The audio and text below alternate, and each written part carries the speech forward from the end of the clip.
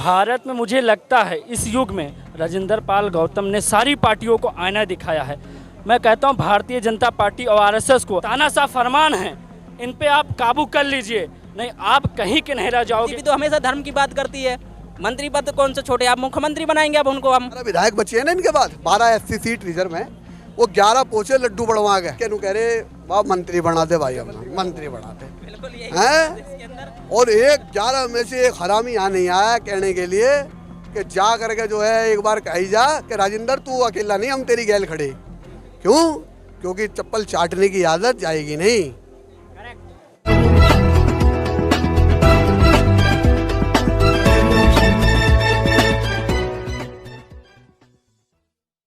दोस्तों नमस्कार, मैं विकास, आप देख रहे हैं जस्टिस इंडिया। और इस समय मैं 26 अलीपुर रोड बाबा साहब का जो ये आप पीछे देख रहे हैं मेमोरियल है पूरा, यहाँ पर तमाम लोग आए हुए हैं, तमाम युवा साथी मेरे साथ हैं, उनसे बात करने की कोशिश करेंगे और जानेंगे कि आखिर क्या मन बनाया उन्होंने आगे का।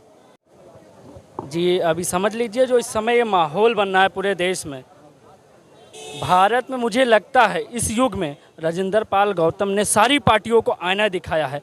मैं कहता हूं भारतीय जनता पार्टी और आरएसएस को अभी भी मौका है, आप सुधर जाइए।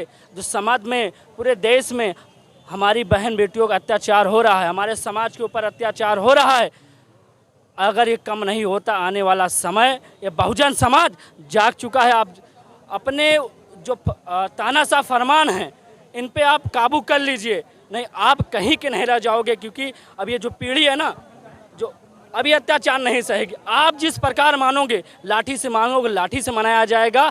संविधान के दायरे में रह के जिस चीज़ से मानोगे उस चीज़ को हम लोग मनाने के लिए तैयार हैं। 6000 जातियों में समाज पूरा बटा हुआ है, क्या कहेंगे, कैसे एक होने वाला है? देखिए रीज़न दो है, या तो ये शिक्षा से एकता होगा, या तो देखिए मोदी जी का एक ही फंडा है, सीधे नहीं मानोगे तो लतियाते हैं। कोई लात खा के समझ रहा है, कोई पढ़ के समझ रहा है। तो जब दोनों से समझ जाएंगे तो ऑटोमेटिक अपने रास्ते पे समाज आ जाएगा, बहुजन समाज। बिल्कुल, जैसे भाई ने बताया है कि समझाना है देश को, ठीक है। 6343 जातियां हैं। आज वो माननीय राजेंद्र पाल गौतम जी ने नारा तो दिया, जाति तोड़ो समाज जोड़ो। आज उनके नाम पे मतलब बाबा साहब के दिखाए मार्ग पे अगर समाज जुड़ रहा है तो इसी वजह से उनके पेट में दर्द हो रहा है। और उनको कुछ मौका नहीं मिला, कुछ बात नहीं मिली, कुछ मुद्दा नहीं मिला, क्योंकि जो दिन पे दिन देश के अंदर भ्रष्टाचार है, ठीक है। काला धन के वापस उन्होंने जो मुद्दा उठाया था कि काला धन लेके आएंगे, बहन बेटियों की इज्जत करेंगे, महंगाई कम करेंगे, ठीक है, वो हर चीज़ में विफल है। तो उन्होंने ये मुद्दा, धर्म का मुद्दा ले लिया। बीजेपी तो हमेशा धर्म की बात करती है, ठीक है। और हमने अपनी धर्म की, वो सिर्फ अपनी धर्म की, क्योंकि उनको प्रशासन में, सरकार में है, सबको मंत्री, मतलब उनके हाथ में शासन प्रशासन है, हमारे हाथ में कुछ नहीं है। इसलिए हमारे मंत्री उसके शिकार हो गए, ठीक है। हमें अपनी धर्म की बात करने में उन्हें दिक्कत है। उन्हें बाबा साहब से दिक्कत नहीं है, उन्हें ना ही राजेंद्र पाल गौतम जी से दिक्कत है, ठीक है। उन्हें बाबा साहब के मिशन पे चलने वालों से दिक्कत है। कि वो तो कहते हैं कि बाबा साहब को मानो, बाबा साहब की बात वो भी करते हैं, बाबा साहब को तो वो भी मानते हैं, लेकिन उनकी बात को नहीं मानते। जो उनकी बात को मानता है, जो वही मानता है जो जाग गया। आज मंत्री जी जाग गए, उन्होंने लाखों लोगों को जगा दिया, करोड़ों लोग आप आगे जागने वाले, तो उन्होंने इसकी वजह से उन्होंने मंत्री जी को, मंत्री पद चला गया लेकिन अभी भी नेताजी केजरीवाल ही हैं, क्या कहना चाहेंगे? मंत्री पद चला गया तो क्या हुआ, बहुजन समाज तो जाग गया। अब तो उनको मंत्री मद्दी से भी मुख्यमंत्री बनाने की अब तैयारी है। मंत्री पद कौन से छोटे, आप मुख्यमंत्री बनाएंगे अब उनको हम। और अगर यही स्थिति रही समाज की और जाति तोड़ो समाज जोड़ो का नारा आगे बढ़ता गया तो प्रधानमंत्री भी बनाएंगे। आज बहुजन समाज क्या बोलेंगे? बाबा साहब का एक अधूरा सपना, रोटी बेटी का संबंध बहुजन समाज आपस में अगर जोड़ता है तो नीचे की जो बेड़ियां हैं वो टूट जाएंगी। वो सपना क्या लग रहा है आपको? ये तमाम लोग जो यहाँ घूम रहे हैं वो करेंगे पूरा? बिल्कुल, जब माननीय गौतम मंत्री जी ने नारा दिया जाति तोड़ो समाज जोड़ो, तो कहीं ना कहीं हम लोग एक दूसरे से मिले, जुड़े। और ये बहुत ज़रूरी है कि अगर बहुजन समाज को मूल निवासी और बोल 85 का अगर नारा दिया, उस बात को माननीय काशीराम जी ने को समझाया और उस समय समझाया, लेकिन अब मायावती जी विफलता का कहीं कहीं मतलब उन्होंने ब्राह्मणवादी विचारधारा को मतलब अपनाने शुरू कर दिया था, इसलिए आज विफल हो गए। उनकी कमाई को उन्होंने बेच कर। कुछ और युवा, पवन है मेरे साथ। जी पवन, आज़ादी के बाद से मंत्री पद तो हमारे जाते ही रहे हैं। सबसे पहला इस्तीफा तो हमारे बाप ने फेंक के मारा था। अब ये रही बात इनकी मंत्री जी की, बात ये है, देखिए पार्टियां क्या करती हैं, बाबा साहब को मानती हैं। बाबा साहब की नहीं मानती है। ऐसे ही हमारा समाज है। रहेगा कि जो 11 विधायक बचे हैं ना इनके बाद 12 SC सीट रिजर्व में, वो 11 पोचे लड्डू बढ़वा गए। लड्डू में गिर रहे काजू बादाम, देसी घी, खांड गिर रही, और केजरीवाल के पाँव में बैठे हैं ऐसे जाके नो, और बैठ के नु कह रहे बाप मंत्री बना दे भाई, अपना मंत्री बनाते हैं। और एक 11 में से एक हरामी यहाँ नहीं आया कहने के लिए कि जा करके जो है एक बार कही जा कि राजेंद्र तू अकेला नहीं, हम तेरी गैल खड़े।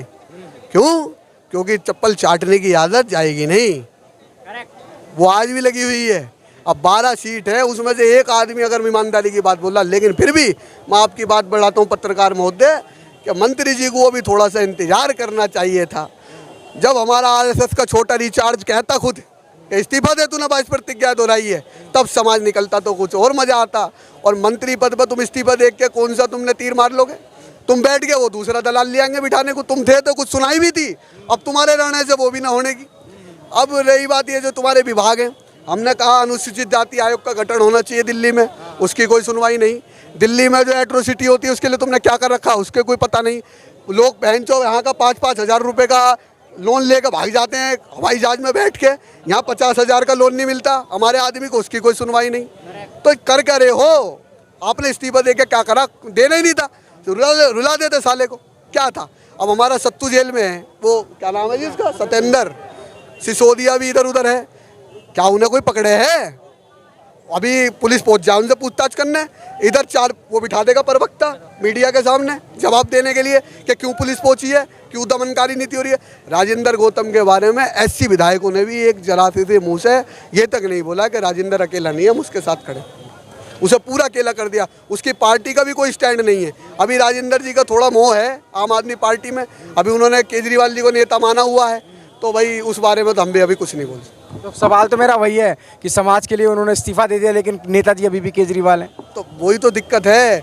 अभी सोच रहे होंगे कि सीमापुरी से विधायक तो हैं ही वो, तो कहीं दोबारा टिकट मिलने में दिक्कत ना हो। इसके पीछे कारण है, वो कारण आपसे मैं डिस्कस करता हूँ। बात ये है, ये जो जीत के जाते हैं ना, ये खुद जीत के नहीं जा रहे हैं ना, ये समाज जिता के भेज रहा, ये केजरीवाल ही जिता रहा है। जैसे किसी की हवा है, कांग्रेस की थी तो लोग कांग्रेस को सलूट मारते थे, आज ही फाइनल हो गए मोदी के, तो मोदी की उस हवा में जीतते हैं। ये समाज नहीं जिता रहा। समाज तो नीचे ये कहता है अच्छा वो तो 2 लाख दे रहा तो 4 लाख दे, तब वोट मिलेगी। समाज की जब तो दुर्गति है। मैं इस बात को मीठी मीठी कैंडल जला के यहाँ चला जाऊँ, 22 प्रतिज्ञाओं की अच्छी बात कर दें, ये कर देंगे वो कर देंगे, पहले समाज को अपने गिरबान में झांकना चाहिए कि ऐसा क्यों है। ये वो सब लोग आए हैं आज मंत्री के समर्थन में जो अम्बेडकर आदि ईमानदार लोग हैं, जो अपने मूवमेंट के प्रति वफादार हैं, ये वो लोग आए हैं।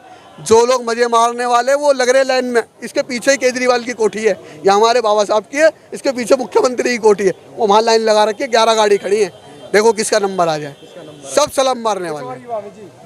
जी इस पूरे प्रकरण पे मंत्री जी ने इस्तीफा दे दिया, और मैं कहना चाहूँगा सभी अपनी समाज के लोगों से, जो संविधान को मानने वाले लोग हैं, कि वो सत्य की आवाज़ को आगे बढ़ाएं और सत्यमेव जयते के आदर्श को अपनाएं।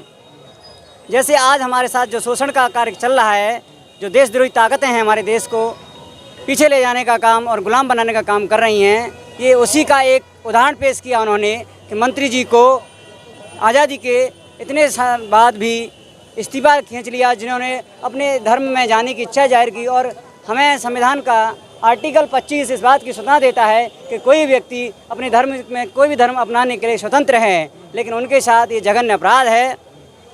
क्योंकि जो स्पीच कर रहे थे वहाँ पर, तो इन्होंने अपनी 22 प्रतिज्ञा भगवान बुद्ध जी की जो बुद्ध जी ने जो दी हैं, और बाबा साहब ने जिन प्रतिज्ञाओं को दोहराया था, उन्हीं को माननीय गौतम जी ने दोहराया था, जो कि उनके एक संवैधानिक हक और अधिकार है। और अगर इसके खिलाफ अगर अरविंद केजरीवाल और उनकी सरकार ने और देशद्रोही ताकतों ने जो एक्शन लिया है, उस देश से उससे ये सिद्ध होता है कि ये हमारे संविधान के लिए बहुत घातक सिद्ध हो रहा है। अरे हमारे संविधान पर बहुत बड़ी चोट है।